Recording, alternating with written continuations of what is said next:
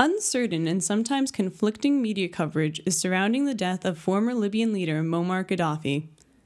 The Associated Press reported that a NATO airstrike hit a convoy in which Gaddafi was attempting to escape. The BBC quoted a Libyan fighter who said he found Gaddafi in a sewer in Sirte. The New York Times reported he was captured alive, but died from injuries sustained to his head and legs. CBS cited an account saying Gaddafi was beaten and then shot with a 9mm pistol in a residential area of Sirte. The only constant, beyond Gaddafi's death itself, was contradiction. As coverage broke, graphic cell phone footage and images emerged, appearing to show Gaddafi's body. The scene is chaotic and the video dizzyingly shaky. Numerous armed men drag a man resembling Gaddafi outside. The man is covered in blood and unresponsive. But what's the impetus behind the media's speedy publication of this graphic content? Frederick Wary of the Rand Corporation, a military policy think tank, said the ubiquitous images were the byproduct of Libya's need for closure and newly independent press. You do have to recall that Libya was a closed society for so long. There was rumor, there were lies.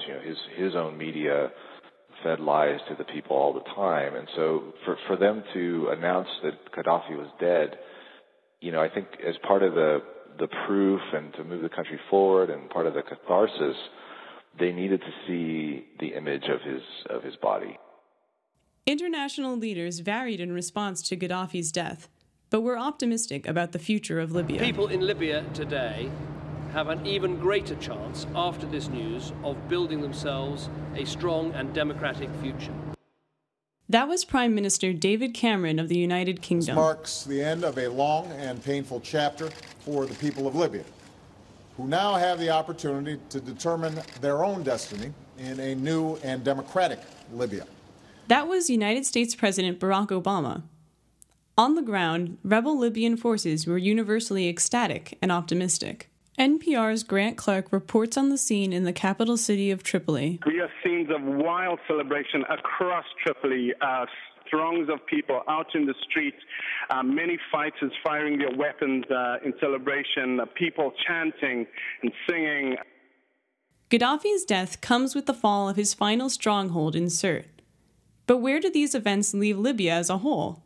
Here's Wary. Well, the next goal is the enormous task of rebuilding the country, and you have to remember in many respects they're starting from scratch.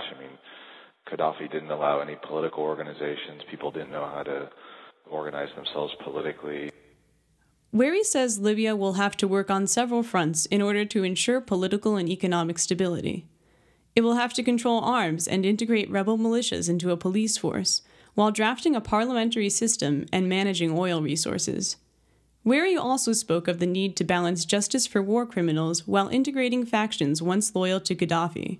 I think it's obviously a euphoric moment, but I think the real hard work is just beginning. For now, as Libyans begin to reconstruct their nation, the causes and consequences of Gaddafi's death are yet to be fully realized. For War News Radio, with Max Nestrak and Alan Zhao, I'm Amy DiPierro.